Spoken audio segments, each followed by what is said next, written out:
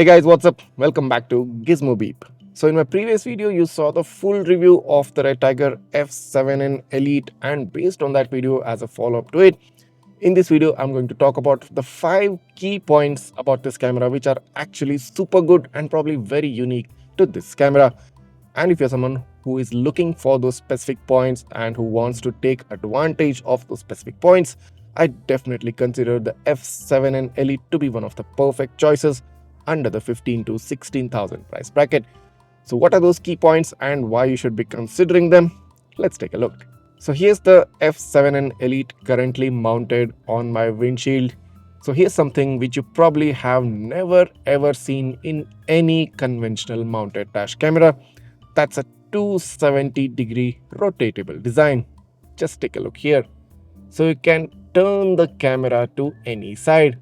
So as you're seeing right now, I just turned the camera. It's turned completely towards the driver side window. So basically it covers this entire part in the recording, and you can do this easily just by rotating the camera. This is because of the 270-degree rotatable joint which has been provided within the windshield mount, and not just towards the right side.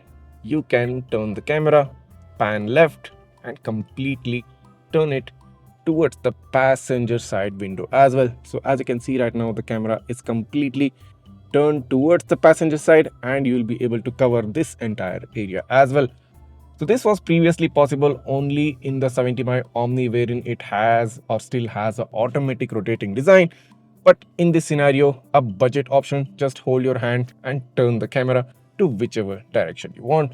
So front, right, and the left portion covers close to 270 degrees.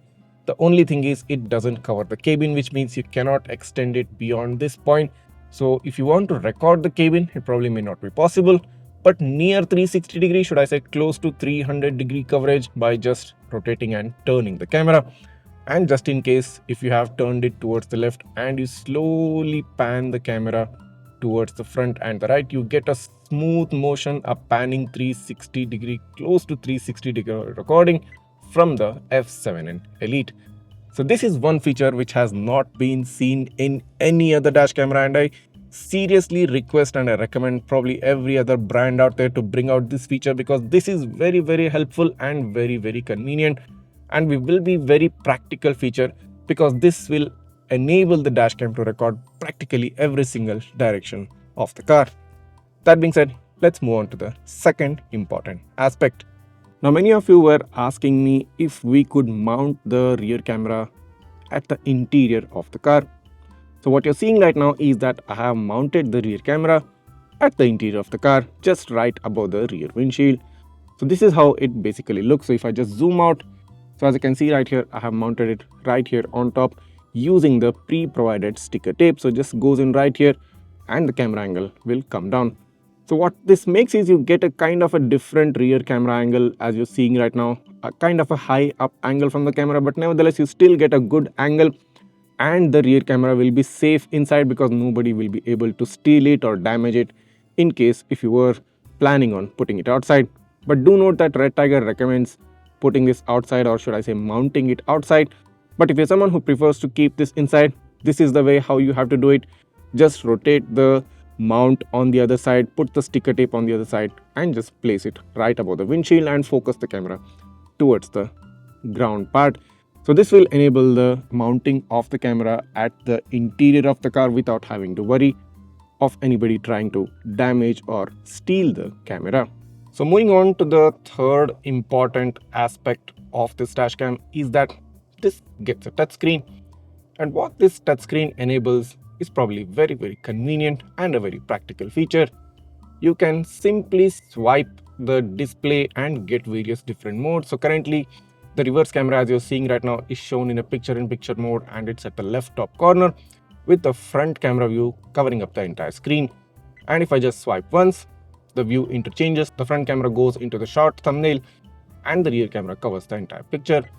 If I swipe, you get only the front camera. If I swipe again, you get only the rear camera. If I swipe again, this goes into a screensaver mode, which is very practical and a unique feature because you can easily access the screensaver.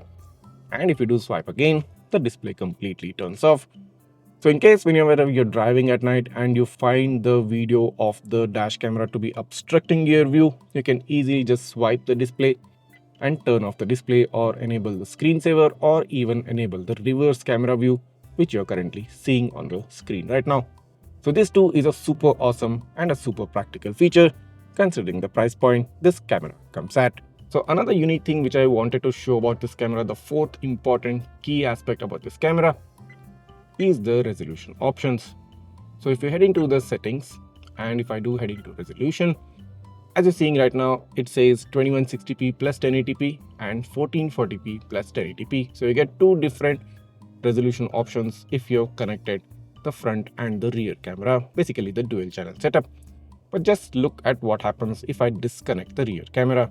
So this is the rear camera power cable, and if I do disconnect it, the dash cam resets back to the original display. And now if we head into the settings and open up the resolution part, this is where things take a turn. Now you have the option of recording a full HD 1080p video at 120 frames per second. That's super amazing and will be very useful to those vloggers or Instagram reel makers, because you'll have a lot of flexibility in editing a 120 fps video. But just in case, if you prefer a slightly higher resolution, you still get a Quad HD 1440p at 60 fps and a regular 2160p 4K at 30 fps.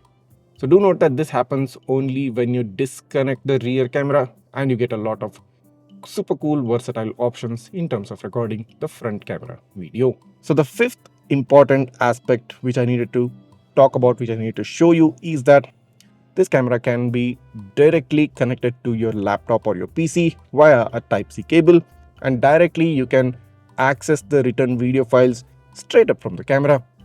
Now this is enabled for the fact that you can easily detach the camera from the windshield mount.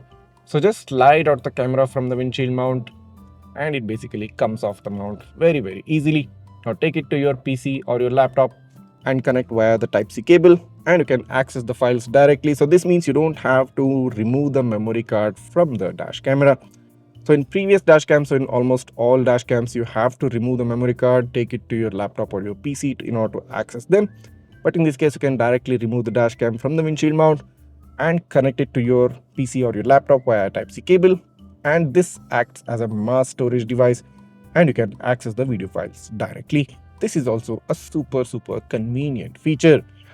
Now, considering all of these 5 key points, these 5 important points, I definitely think the F7N Elite offers tremendous value for money, coming at a price of about 16,000 on Amazon.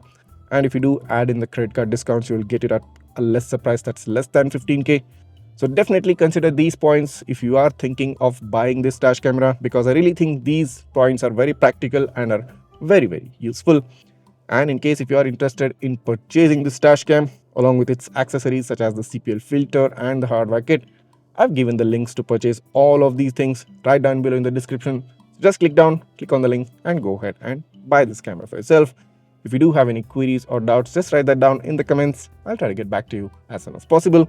And if this video has helped you out in giving some clarity regarding making that correct purchase decision for your next dash cam, go ahead, hit that subscribe button of my channel, like this video and share this video with all your friends who are looking for a dash camera. Thanks for watching and see you in the next one.